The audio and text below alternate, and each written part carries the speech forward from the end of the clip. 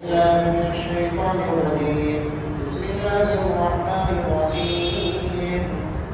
ويسألونك عن الجبال فقل ينسفها ربي نسفا فيذرها قاعا صفصفا لا ترى فيها عوجا ولا أمتا يومئذ يتبعون الداعي لا عوج له وخشعت الأصوات للرحمن فلا تسمع إلا همسا يومئذ لا تنفع الشفاعة إلا من أذن له الرحمن ورضي له قولا يعلم ما بين أيديهم وما خلفهم ولا يحيطون به علما وعنت الوجوه للحي القيوم وقد خاب من حمل ظلما ومن يعمل من الصالحات وهو مؤمن فلا يخاف ظلما ولا هضما وكذلك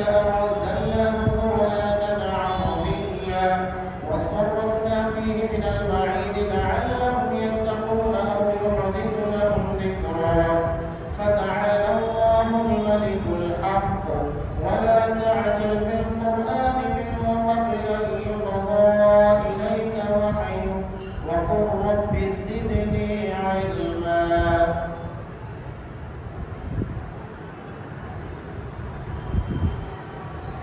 وہ آپ سے پہاڑوں کی نسبت سوال کرتے ہیں تو آپ کہہ دیں کہ انہیں میرا رب ریزہ ریزہ کر کے اڑا دے گا اور زمین کو بالکل ہموار صاف میدان کر کے چھوڑے گا جس میں تو نہ کہیں موڑ توڑ دیکھے گا نہ اونچ نیچ، جس دن لوگ پکارنے والے کے پیچھے چلیں گے جس میں کوئی کجی نہ ہوگی اور اللہ رحمان کے سامنے تمام آوازیں پست ہو جائیں گی سوائے فسر فسر کے تجھے کچھ بھی سنائی نہ دے گا، اسے سفارش کچھ کام نہ آئے گی مگر جسے رحمان حکم دے اور اس کی بات کو پسند فرمائے۔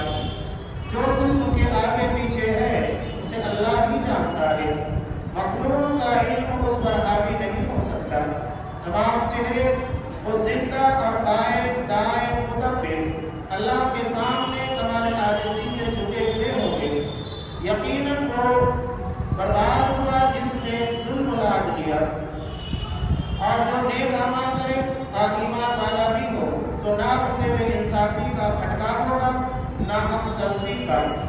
اسی طرح ہم نے تجھ پر عربی قرآن نازل فرمایا ہے اور طرح طرح سے اس میں ڈر کا بیان سنایا ہے تاکہ لوگ پرہیزگار بن جائیں یا ان کے دل میں سوچ سمجھ تو پیدا کرے۔ بس اللہ عالیشان سچا عالیشان والا سچا اور حقیقی بادشاہ ہے۔ تو قرآن پڑھنے میں جلدی نہ کر، اس سے پہلے کہ تیری طرف جو وحی کی جاتی ہے وہ پوری کی جائے۔ ہاں یہ دعا کیا کر کہ پروردگار میرا علم بڑھا۔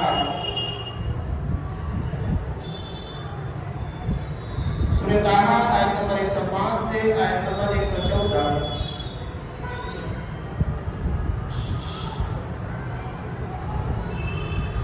محترم سامعین، عزیز بھائیو، اس سے قبل جیسا کہ تذکرہ کیا گیا تھا رب کے تعلق سے کہ مشرکین کو ایسا محسوس ہوگا کہ ہم یہاں دستی قرآن مجید کو اس کا رد کرتے ہوئے کہا کہ نہیں، بلکہ انہیں محسوس ہوگا کہ ایک دن یہاں پر ٹھہرے تھے، پوری دنیا اور پوری زندگی اس کے بعد جب اللہ کے سامنے پیش ہوں گے تو سوائے آخرت کے فکروں کے کوئی اور فکر ان کے ذہن و دماغ کے اوپر نہیں ہوگی۔ ایسے میں مشرکین نے ایک سوال کیا کہ اچھا یہ بتاؤ کہ قیامت جب آئے گی زمین ریزہ ریزہ ہو جائے گی، ان لوگوں کی اپنی سوچ کے اعتبار سے پہاڑ بڑے سخت اور بہت طویل ہیں۔ پہاڑ کا یہ سلسلہ جو ہمارے یہاں نظر آتا ہے، آپ جب خاص طور سے عرب مکہ اور مدینہ کے اطراف میں جائیں گے تو یہ آپ کو پہاڑی سلسلے کہیں زیادہ ہمارے یہاں کی مناسبت سے نظر آئیں گے، اور جو انتہائی بڑے بڑے اور ایک لمبا سلسلہ ہے۔ تو ان مشرکوں کو اس بات کے اوپر اعتراض تھا، اعتراض میں وہ تنقید کر رہے تھے کہ آخر اتنے بڑے بڑے پہاڑوں کو کون چٹیا میدان پر بنائے گا، انہیں کون توڑ سکتا ہے؟ یہ ان کی اپنی سوچ تھی،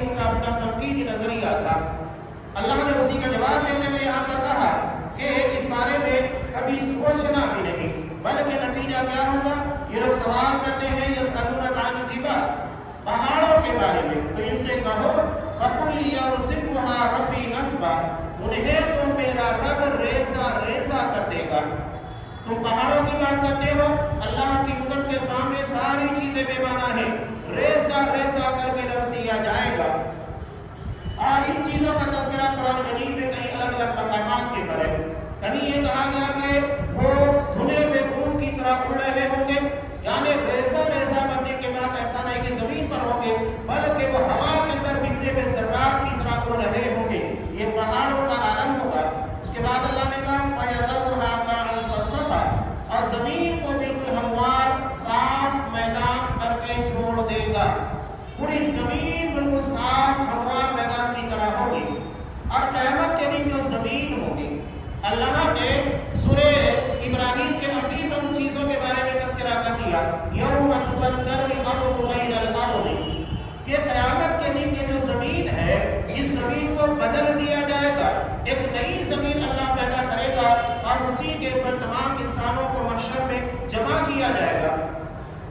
تو پوری زمین چٹیل میدان ہو چکی ہوگی، لا ترى فيها عوجا ولا امتا، جس میں تو نہ کہیں موڑ توڑ دیکھے گا نہ اونچ نیچ، یعنی مکمل میدان کی طرح یہ زمین ہو چکی ہوگی۔ یہ محشر کے میدان کا منظرنامہ ہے جو قرآن مجید بیان کر رہا ہے۔ مشرکین جس بات کے پر اعتراض کرتے تھے، تنقید کرتے تھے، کیا ممکن ہے کہ ان پہاڑوں کو توڑ دیا جائے اور ان پہاڑوں کا صفایا کر دیا جائے؟ صاحب بالکل ممکن ہے۔ آج تو اللہ نے انسانوں کو اتنی طاقت دے دی کہ وہ پہاڑوں کو توڑ کر مشینوں کے ذریعے میدان بنا دیتا ہے، بلکہ پہاڑوں کے درمیان سے راستے بنا دیتا ہے، سرنگیں بنا دیتا ہے۔ اللہ نے انسانوں کو اتنی قدرت عطا کی، تو اللہ جو کہ قدیر ہے، ہر چیز کے اوپر قدرت رکھنے والا، اس کے لیے تمام چیزیں کوئی معنی اور کوئی حیثیت نہیں رکھتی ہے۔ یومئذ یتبعون الداعی لا عوج لہ، جس دن پکارنے والے کے پیچھے چلیں گے جس میں کوئی کجی نہ ہوگی۔ یہ پکار ہوگی یعنی ایک ہی پھونک مارا جائے گا سور میں، اور سور کے پھونک مارے جانے کے بعد جب تمام انسان بے ہوش ہوں گے، دوبارہ سور پھونکا جائے گا، تمام انسان اپنے قبروں سے نکلیں گے۔ تو جس طرح آپ دیکھتے ہیں دنیا میں بھیڑ کا ریبن ہوتا ہے، ایک بھیڑ جیسا کہ آگے چل رہی ہے، پیچھے چلنے والے اپنی گردنوں کو جھکائے اسی کے پیچھے چلتے ہیں۔ یہی انسانوں کا عالم ہوگا کہ آواز کے پر بغیر چوچرا کے، یہ آخرت کا منظرنامہ ہے، لیکن اس دن دائی کی یعنی اسرافیل کے سور پھونکے جانے کے بعد محشر کے میدان میں جمع ہونے کی تمہیں کوئی فائدہ ملنے والا نہیں ہے کہ وہاں جمع ہو گئے اور اس کی آواز کے اوپر لبیک کہا، کوئی فائدہ نہیں۔ دنیا میں فائدہ ہوتا اگر تم رسول کی آواز کے اوپر لبیک کہتے اور رسول کے کہے کے مطابق چلتے، وہ اصل امتحان تھا۔ یہاں تو تمہیں مانو نہ مانو اپنی قبروں سے نکل کر میدان محشر میں جانا ہے، کھینچے چلے آئیں گے اس آواز کی طرف جس کو قرآن مجید نے یہاں پر بیان کیا ہے، لا عوج لہ، جس میں کوئی کجی نہیں ہوگی، یعنی اس آواز کے پیچھے چلنے میں کوئی دائیں بائیں مڑ کر بھی نہیں دیکھے گا، بس ذہن و دماغ کے اوپر اس آواز کا غلبہ ہوگا اور اس آواز کے پیچھے پیچھے چل رہے ہوں گے کہ ہمیں اس آواز کے پیچھے چل کر میدان محشر میں جمع ہونا ہے۔ وَخَشَعَتِ الْأَصْوَاتُ لِلرَّحْمَٰنِ، اور اللہ رحمان کے سامنے تمام آوازیں پست ہو جائے گی۔ آج جو دنیا میں بہت شور کرتے ہیں، بڑی آوازیں کرتے ہیں، بڑے سوالات اعتراضات تنقیدیں ہیں، یہ صرف دنیا کی حد تک ہے۔ قیامت کے دن سارے لوگوں کی تنقیدیں ختم ہو جائیں گی، بولتی بند ہو چکی ہوگی، منہ کے پر تالے لگے ہوئے ہوں گے۔ یہ عالم ہوگا قیامت کے دن کا۔ وَخَشَعَتِ الْأَصْوَاتُ لِلرَّحْمَٰنِ، تمام آوازیں اللہ کے سامنے پست ہو جائے گی، چھٹ جائے گی، کوئی بولنے کی جرات نہیں کرے گا۔ فَلَا تَسْمَعُ إِلَّا هَمْسًا، اور سوائے غسل غسل کے کچھ سنائی نہیں دے گا۔ جیسا کہ ہمارے عام طور سے مجمع میں کچھ لوگ غسل کیا کرتے ہیں یا کان میں باتیں کرنے لگتے ہیں، آواز سنائی تو دیتی ہے لیکن سمجھ میں کچھ نہیں آتا ہے، تو یہ وہی ہمسا ہے، یعنی ایسی آواز جو سنائی دے گی ہلکے طور پر لیکن الفاظ سمجھ میں نہیں آئیں گے، باتیں سمجھ میں نہیں آئے گی۔ یہ قیامت کے دن تمام انسانوں کا عالم ہوگا۔ اور وہاں پر جب لوگ پیش ہوں گے، دنیا میں ہم دیکھتے ہیں کہ انسان اگر پھنس گیا کسی معاملے کے اندر تو سوچتا ہے کہ کوئی سفارشی کام بنانے والا یا میرے معاملے کو حل کرنے والا مل جائے. تو یہی سوچ آخرت میں بھی ہوگی. اللہ نے اسی سوچ کا, اسی نظریے کا یہاں پر رد کیا. کہا یومئذ لا تنفع الشفاعۃ الا من اذن له الرحمن, کہ اس دن شفاعت کسی کے کام آنے والی نہیں سوائے اس کے رحمان کسے اجازت دے, وَرَضِيَ لَهُ قَوْلًا, اور اس کی بات کو پسند کرے. یہ قیامت کے دن شفاعت کے تعلق سے دو اہم اصول بیان کیے گئے. اللہ جب تک اجازت نہیں دے گا سفارش نہیں کر سکتے. اور دوسری بات ہے کہ اجازت ملنے کے بعد ایسا نہیں ہوگا کہ جسے سفارش کی اجازت دی گئی اپنی مرضی سے کسی کے بھی حق میں سفارش کرے. نہیں, وہاں تو انبیاء کو اختیارات نہیں ہوں گے. تو عام انسانوں کی مثال کیا ہے؟ جب بخاری کی روایت بار آپ کے سامنے پیش کی جاتی ہے کہ حضرت ابراہیم علیہ السلام کا باپ آزر یہ قیامت کے دن آئے گا حضرت ابراہیم کے پاس اور کہے گا بیٹے آج میں تیری کوئی بات رد نہیں کروں گا, ہر بات ماننے کے لیے تیار ہوں. تب حضرت ابراہیم اللہ تبارک و تعالیٰ سے کہیں گے کہ اللہ میں نے دعا مانگی تھی وَلَا تُخْزِنِي يَوْمَ يُبْعَثُونَ, مجھے قیامت کے دن رسوا مت کرنا. اور اس سے بڑی رسوائی کیا ہے کہ میرا باپ میری نظروں کے سامنے جہنم میں داخل کیا جائے. یہ بہت بڑی رسوائی ہے. اللہ کہے گا میرا وعدہ تمام لوگوں کے لیے سچا ہے کہ جہنم میں ان تمام مشرکوں کو ڈال دیا جائے گا جن لوگوں نے شرک کیا ہے. جنت میں کسی مشرک کے لیے کوئی جگہ نہیں ہے. اس کے بعد حکم ہوگا کہ اپنے پیر کی طرف دیکھو تو وہاں پر ذبح کیا ہوا ایک جانور گندگی کے اندر خون میں لتڑا ہوا ہوگا. اسے فرشتے گھسیٹ کر جہنم میں پھینک دیں گے. حضرت ابراہیم علیہ السلام سے کہا جائے گا یہی تمہارا باپ ہے, یعنی شباہت کو تبدیل کر دیا جائے گا اور محبت کا وصیت کا تعلق شباہت کے پر ہوتا ہے. اگر ہم لوگ کسی شخص کو دیکھتے ہیں کہ وہ ہمارے باپ کی طرح اس کی شکل نظر آ رہی ہے, جیسا کہ رشتے داروں میں ہوتا ہے چچا ہے یہ, یا ان لوگوں کے درمیان پھوپھی ہے, ان لوگوں کے درمیان شباہت ہوتی ہے بھائی بہن کی بنیاد پر. اگر ہمیں شباہت نظر آتی ہے تو محبت جاگ ہوتی ہے, یعنی اپنے باپ کی یاد یا اپنی ماں کی یاد آتی ہے یا اپنے بھائی کی یاد آتی ہے شباہت کی بنیاد پر. لیکن اگر شباہت ہی نہ ہو, شکل و صورت ایک دوسرے سے کوئی مماثلت نہ رکھے تو کہاں سے ایک دوسرے کی محبتیں جاگے گی. اور اگر آج میں کہتا ہوں کہ دنیا میں کسی انسان کے سامنے اس کے باپ کو بیل بنا دیا جائے, گھوڑا بنا دیا جائے, گدھا بنا دیا جائے, تو کیا وہ اسے اپنے باپ کی طرح محبت کرے گا؟ نہیں, اس لیے کہ شباہت ختم ہو چکی ہے. وہ گدھے سے محبت نہیں کرے گا, بیل سے محبت نہیں کرے گا. یہ اصولی بات ہے. تو شباہت کو تبدیل کر دیا جائے گا تاکہ حضرت ابراہیم علیہ السلام جو خفت اور اپنے باپ کے جہنم میں جانے کے بعد درد ہو سکتا ہے وہ محسوس نہ کرے. تو یہ قیامت کے دن وضاحت ہے. اور اس سے پہلے بھی ایک بات میں بیان کر چکا ہوں. ہمارے یہاں لوگ یہ سمجھتے ہیں کہ ایک حافظ قرآن یعنی جو حافظ بن چکا ہے یہ اپنے گھر کے جو بھی کہا جاتا ہے مشہور کر دیا گیا ہے, حدیث کے اندر نہیں ہے. مشہور کر دیا گیا 70 لوگوں کو, جیسا کہ شہید کے بارے میں کہا جاتا ہے یا حافظ کے بارے میں کہا جاتا ہے اپنے گھر والوں کو لے کر جائے گا, ایسا کچھ نہیں. ہاں, طبرانی کی ایک صحیح روایت کے اندر ہے کہ حافظ قرآن یعنی جس کا عقیدہ صحیح ہو, اس لیے کہ عقیدے پر ساری بنیادیں منحصر ہیں. اگر عقیدہ صحیح نہیں ہے تو سارا معاملہ ختم ہو جاتا ہے. عقیدے کے بعد تمام چیزیں آتی ہیں, عقیدے کے پہلے نہیں. ایمان اور عقیدہ درست ہے تب یہ معاملات ہوں گے. آپ صلی اللہ علیہ وسلم نے کہا کہ حافظ قرآن کے ماں باپ کو قیامت کے دن تاج پہنایا جائے گا نور کا. یہ ایک احساس ہوگا. کیوں؟ اس لیے کہ ماں باپ کی محنت, ان کی تربیت اور تعلیم کی بنیاد کے اوپر وہ بچہ اتنی بڑی چیز اور اتنے بڑے احساس کو حاصل کرتا ہے. لیکن یہاں دونوں بات یاد رکھیے, حافظ قرآن کا اپنی جگہ پر صحیح العقیدہ ہونا, شہید کا صحیح العقیدہ اور بدنیتی سے پاک ہونا, ورنہ شہید کو بھی قیامت کے دن جہنم میں داخل کر دیا جائے گا. مسلم کی روایت, سب سے پہلے اسی کا حساب و کتاب ہوگا اور اس کے بعد اس کو بھی جہنم میں ڈال دیا جائے گا. اللہ کہے گا کہ تم میری رضا کے لیے کام نہیں کیا تھا. یہی معاملہ حفظ قرآن یا کوئی بھی چیز کا ہو, اگر وہاں اخلاص نہیں ہے تو سارا معاملہ ختم ہو جاتا ہے. اللہ کے یہاں کوئی احساس اور کسی قسم کا انعام نہیں ملنے والا. ساری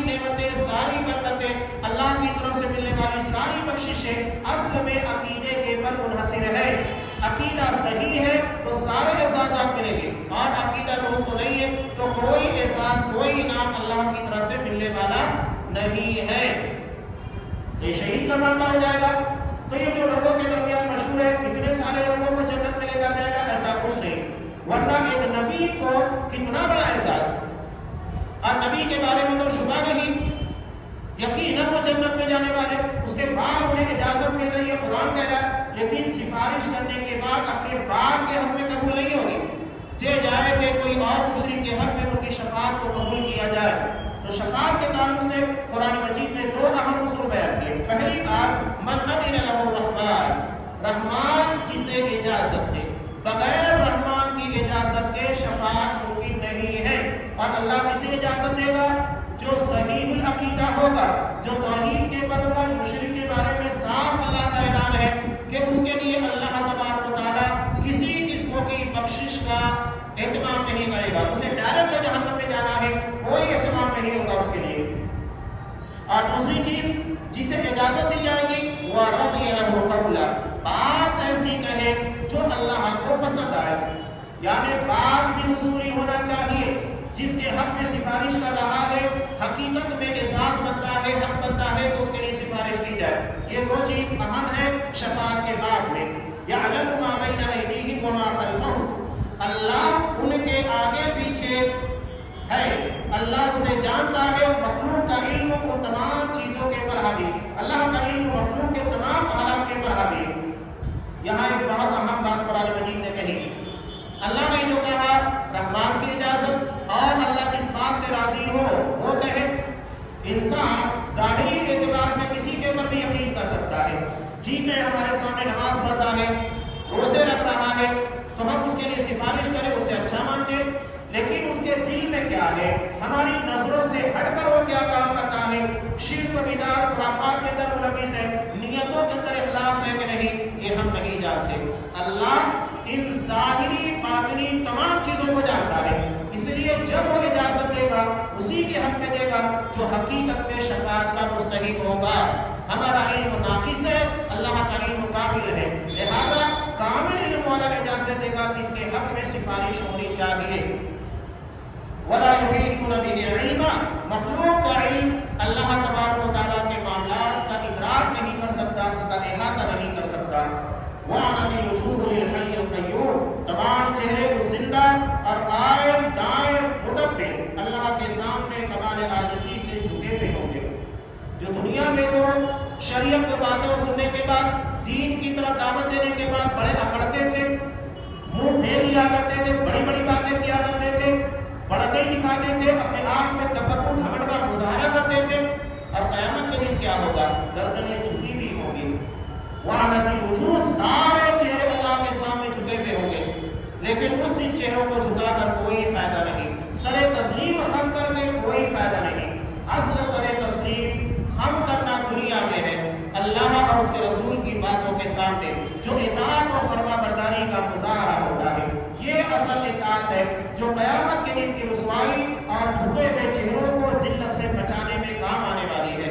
تو یہاں جھکنا سیکھیے، وہاں تو ہر کسی کو جھکنا ہے، لیکن وہاں کا جھکنا کسی کے کام آنے والا نہیں، اصل یہاں کی اطاعت و فرما برداری ہے جو قیامت کے دن کام آئے گی۔ وَقَدْ خَابَ مَنْ حَمَلَ ظُلْمًا، یقیناً وہ برباد ہوا جس نے ظلم لادا۔ اور سب سے بڑا ظالم کون ہے؟ قرآن مجید نے سب سے بڑے ظالم کے بعد ظلم کو کون سا بتایا؟ شرک، یعنی جو شرک کرتا ہے وہ سب سے بڑا ظالم ہے۔ یہ اللہ کے حقوق میں سے، اب اس کے بعد جتنی چیزیں ہیں، اگر وہ نماز نہیں پڑھتا یہ الگ ظلم ہے، زکوٰۃ نہیں ادا کرتا یہ بھی ظلم ہے، اللہ کے حقوق میں روزے نہیں رکھتا وہ بھی ظلم ہے، اور حج عمرہ کی طاقت ہونے کے بعد، استطاعت ہونے کے بعد حج نہیں ادا کرتا یہ بھی ظلم ہے، اور یہ سارا ظلم اور زیادتی اللہ کے حقوق میں سے ہے۔ اس میں سے ایک ظلم کے تعلق سے اللہ نے صاف کہا، شرک کی بخشش اللہ کے یہاں نہیں ہوگی، الا یہ کہ بندہ مرنے سے پہلے اس سے توبہ کر لے، تب ممکن ہے کہ اللہ تبارک و تعالیٰ اس کے گناہ کو بخش دے اور اس کے شرک کو معاف کرے۔ لیکن اگر شرک کے بعد وہ توبہ کر رہا ہے، شرک سے توبہ نہیں کر رہا، بقیہ تمام گناہوں سے کوئی فائدہ نہیں۔ سب سے اول درجے میں اسے شرک کے بارے میں اللہ سے معافی مانگنا چاہیے۔ اس کے بعد नाजायज तरीके से किसी का माल खाए, जैसा कि हदीस मुफलिस के अंदर है कि कद शतमा हादा, किसी को गाली नहीं होगी, किसी की गिबत की होगी, किसी की चुगलखोरी की होगी, और किसी के ऊपर बहतान तराशी की होगी, किसी का खून बहाया होगा, किसी को मारा होगा। ये तमाम अलग अलग किस्मों की चीजें हैं जो वहां पर आएंगी, और नतीजा क्या होगा?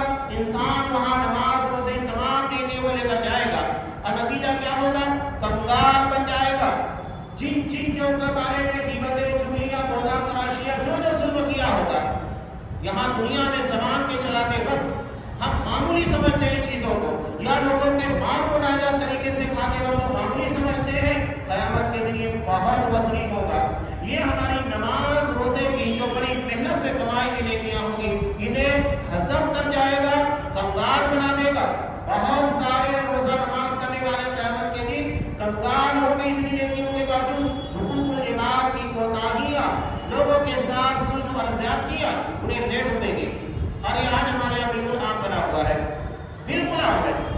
और नतीजा ये हो चुका है कि हम कीमतें, चुगलियां, बहतान तराशियां और इस तरह झूठ फसाद, लोगों के मान नाजायज तरीके से करना, तिजारत में धोखा देना, झूठ बोलना, आम मामलात जिंदगी के अंदर झूठ बोलना बिल्कुल आसान। और हमारे यहाँ एक और मसला, सुनी सुनाई बातों को सुनने के बाद अफवाह की शक्ल में उसे आम करना। हम बहुत बड़ा ये इम्तियाज समझते हैं, थोड़ा इम्तियाज, कि सुनी सुनाई बातों को जिसकी कोई तहकीक ना हो, लोगों के दरमियान आम किया जाए। आज सोशल मीडिया के ऊपर लोग बातें आती हैं, तहकीक नहीं करते, फैला देते।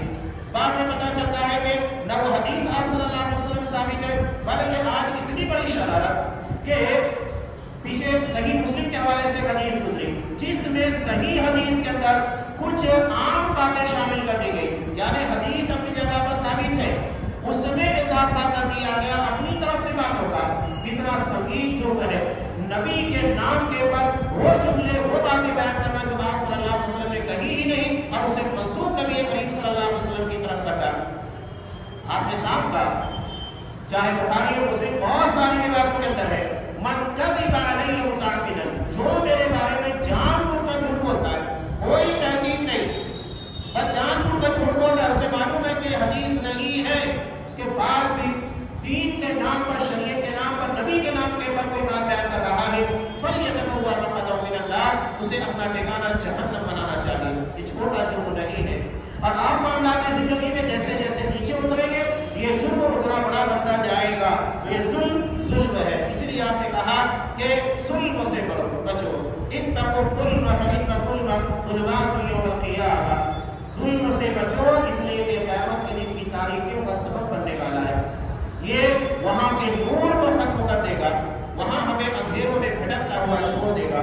लेकिन वमन यअमल मिनस-सालिहात, जो भी नेक काम करने वाला होगा, वह हुवा मुमिन, वो मोमिन हो, यानी साहिब तौहीद हो, उसका ईमान, उसका अकीदा सही हो, फला यखाफु ज़ुल्मन वला हज़मा, तो उसे बेइंसाफी का और हक तलफी का कोई खदशा नहीं होगा।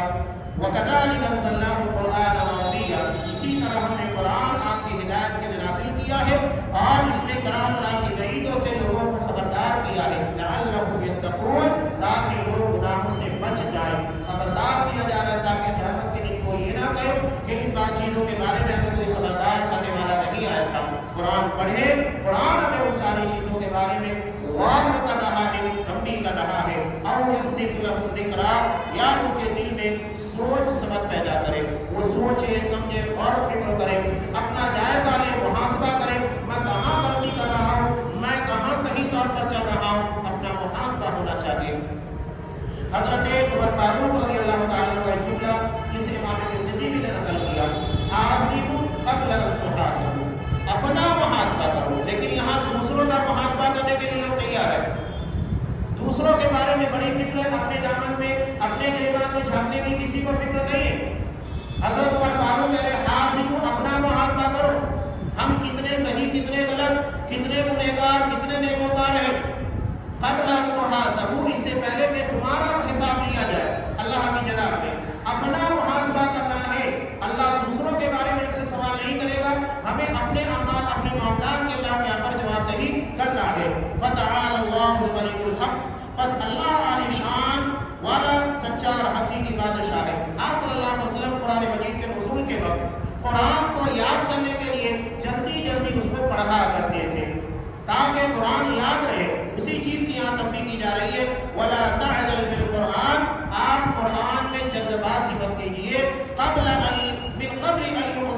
کا وحی، اس سے پہلے کہ قرآن کی وحی آپ کے پر مکمل کر دی جائے۔ اس لیے سورہ قیامہ میں اللہ نے کہا کہ قرآن مجید کو یاد کرانا، اسے حفظ کرنا اور اس کی تفسیر ثم ان علینا بیانا، اس کی تفسیر، یہ سب ہماری ذمہ داری ہے۔ ہم آپ کو بتائیں گے کہ قرآن مجید کی تفسیر کیا ہے، پھر آپ اسے لوگوں کے درمیان بیان کیجیے۔ وَقُلْ رَبِّ زِدْنِی عِلْمًا، اور آپ دعا کرتے رہیے پروردگار میرے علم میں اضافہ کر۔ یہ واحد چیز ہے جس کے بارے میں نبی کریم صلی اللہ علیہ وسلم کو حکم ہوا کہ علم کی زیادتی کی دعا کرتے رہنا چاہیے، یہ واحد چیز ہے۔ ورنہ آپ صلی اللہ علیہ وسلم کو یہ حکم نہیں دیا کہ آپ نماز کی زیادتی کی دعا کریں، زکات کی یا عام چیزوں کی، علم کی زیادتی۔ اس لیے کہ علم جتنا صحیح ہوگا، زیادہ ہوگا، انسان کے عمل کے اندر اتنی زیادہ صحت پائی جائے گی۔ علم صحیح ہوگا، عمل صحیح ہوگا۔ بغیر علم کے اگر کوئی عمل کرتا ہے، عمل اللہ کے یہاں قابل قبول نہیں ہے۔ پہلے علم ہے، اس کے بعد عمل ہے۔